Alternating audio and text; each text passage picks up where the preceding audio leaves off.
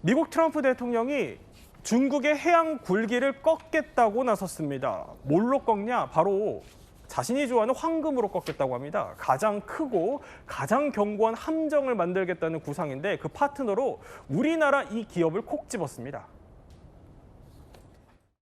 This exciting announcement of the new Golden Fleet. As Commander-in-Chief, it is my great honor to announce that I have approved a plan for the Navy to begin the construction of two brand new, very large, the largest we've ever built, battleships. The Navy announced a brand new class of frigate, and they're going to be working with the South Korean company, Hanwha, good company. 그러니까 트럼프가 해군력 강화하겠다면서 지금 뭐 새로운 함정 만들겠다 이런 구상을 내놓은 건데 아니 이름부터 황금이던데 이거 진짜 금으로 만드는 거예요? 정말 금으로 만들면은 외형만 만들다가 아마 망할 겁니다. 포탄 만들 돈이 없어가지고. 근데 그만큼 그 지금 우리 세계가 가장 지금 주목하고 있는 금값만큼 네. 그렇게 강력하고도 화려한 그 군사 진용을 갖추겠고 구축하겠다는 거죠. 그러니까 한마디로 얘기하면은 지금 현재 한 9,500톤급 구축함으로 네. 함대가 구성되는데 이거 가지고 안 된다.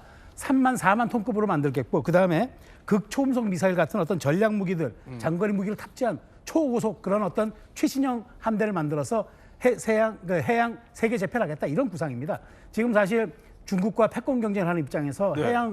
해양 무기 강화가 굉장히 중요한 화두로 부상하고 있는데 그렇죠. 트럼프의 해군력은 그야말로 우리 이제 물론 삼성 하나 그러니까 우리 하나와 같이 한번 이렇게 손을 잡는 거지만 어쨌든 이 해양 패권 굴기를 향해서 강력하게 나가겠다는 것을 황금이라는 단어로 잘 추가한 것이 아닌가 저는 이렇게 봅니다. 그러니까 이름만 황금이었던 거네요. 그렇습니다. 자, 어쨌든 뭐 그래도 황금 이 구상이 역사상 트럼프는 뭐 가장 크게 만들겠다.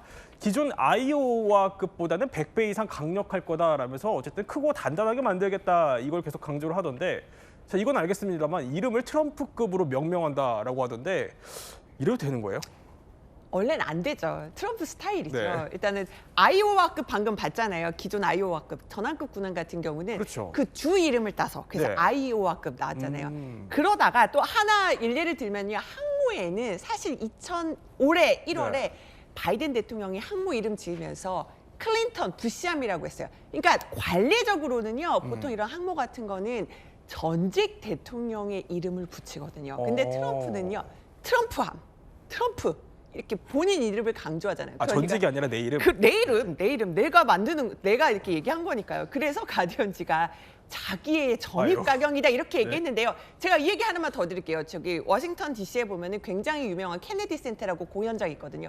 그 공연장 이름도 최근에 트럼프가 트럼프 케네디 센터로 이름을 바꿨거든요. 바꿨어요? 네, 바꿨어요. 최근에 그렇게 바꾼다고 발표를 했는데 모든 어떤 자기 업적에 이렇게 자기 이름을 붙이고 있는 모습이 지금 두드러지는 상황입니다. 자, 그런데요. 트럼프는요. 역점 사업마다 계속해서 황금을 붙여왔습니다. 이른바 황금 시리즈 저희가 한번 준비를 해봤어요. 보면은 이거 미사일 잡겠다라면서 방어 체계를 황금동 으로 했었고 이민 받아주겠다라고 하면서 황금 카드 내세웠고요. 이번에는 그런데 황금 함대를 내세운 건데 이거 이제 우리나라 기업이랑 같이 하자는 거잖아요. 뭘 정확히 같이 하자는 거예요? 네, 일단 이 황금 함대의 구체적인 전략이 뭐냐면요. 네. 대형 구축함에 호위함, 그러니까 프리깃이라고 보이는 이런 배들을 같이 이제 합치겠다라는 건데. 아, 뒤에 조금. 그런데 저 프리깃의 건조를 네. 우리나라 기업과 함께 하겠다라는 겁니다. 그리고 콕 집어서 한화를 언급을 했는데요. 네. 그러다 보니까 사실 우리나라 입장에서는 좀 반가운 소식일 수밖에 없는데요. 그리고 트럼프가 연설에서 협력국을 언급한 거는 오직 우리나라뿐이라고 합니다.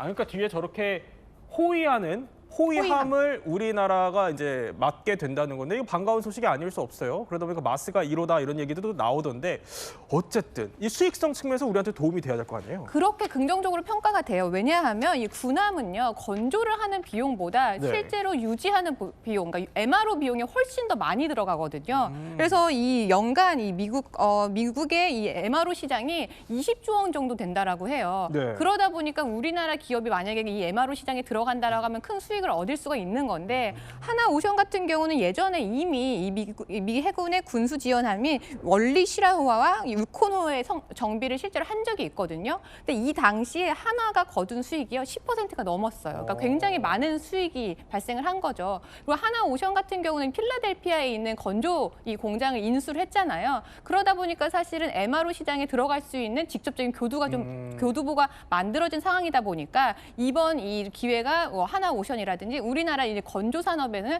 굉장히 긍정적으로 이 영향이 미치지 않을까 그렇게 예상이 됩니다. 한마디로 쉽게 말하면 만들어주고 나면 나중에 유지보수로 좀 이득을 볼 수 있다 이런 얘기군요. 그런데 자 이렇게 자신의 이름을 함정에 떡하니 붙인 트럼프가요.